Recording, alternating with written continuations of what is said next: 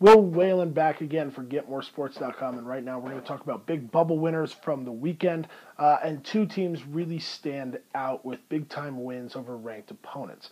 We're going to start in the Big East with Xavier getting a big-time home win over Butler. Now, two things to consider here. Yes, Butler is shorthanded, especially coming down the stretch, but also on the other hand, Xavier also has a big advantage in the fact that they have been amazing at home, and we talked about that last week when highlighting it in our weekend picks to click. Truthfully, I did think Butler had a chance to make some noise here. I thought Xavier had been so good at home, coming off a big-time road win at Cincinnati over a crosstown rival. I thought Butler had a chance to kind of dime them up a little bit, slow down the offense, and make things happen for themselves offensively, control the pace of the game, and win. Well, I was quite wrong about that, as Xavier racks up a 20-point win over Butler. This was a huge, huge bubble win for Xavier, because ultimately, Xavier was going to be a team that was going to be compared with the likes of Indiana, Texas, and schools like that, which have a stronger strength of schedule, which maybe have one or two more highlight wins, but now Xavier's got just about all the wins. Xavier has been really fantastic in conference play. I think in my seeding, they moved up from an 11 to an 8, 8 or 9 range right with that win. Of course, they need to take care of business throughout the rest of the week. This is the last week of conference play, moving into conference championship week.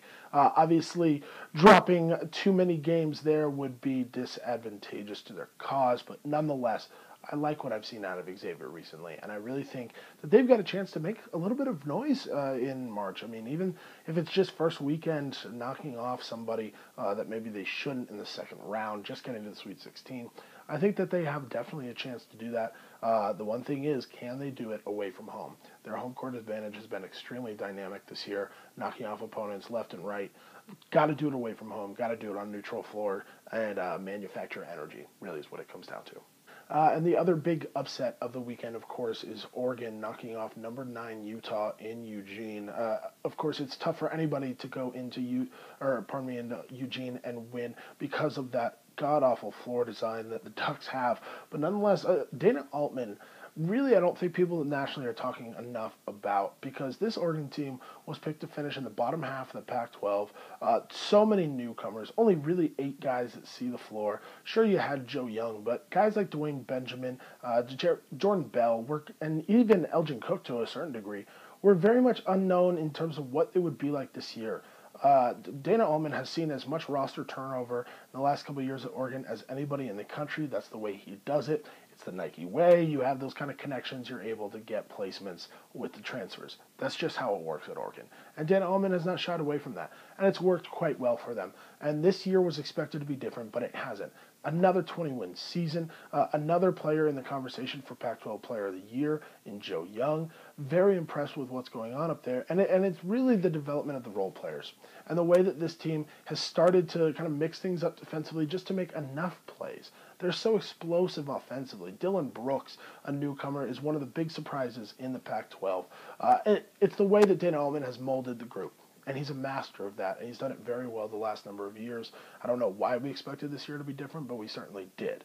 Now, what does this mean for March? Oregon was firmly on the bubble. They were kind of trending upwards a little bit, especially with UCLA dropping out of the picture a bit. UCLA still has a chance to be a play-in team, but a lot of people have been putting Oregon in that play-in game. Even as of this morning, looking at the bracketology throughout the country, I like Oregon to be a solid number 10 seed right now, especially the way that they've been playing coming down the stretch. I think they've got a chance to pick up some more good wins, maybe even make a little run in the Pac-12 tournament. They're going to face either they're going to face either Utah or Arizona at some point, at least I believe, barring an upset. A chance to, again, pick up a little bit of strength of schedule, see their RPI jump a little bit, maybe even pick up a big-time neutral court win, and Dana Altman has performed well at the Pac-12 tournament in years past. So it's certainly not a question. Oregon is the biggest bubble winner of the weekend for me.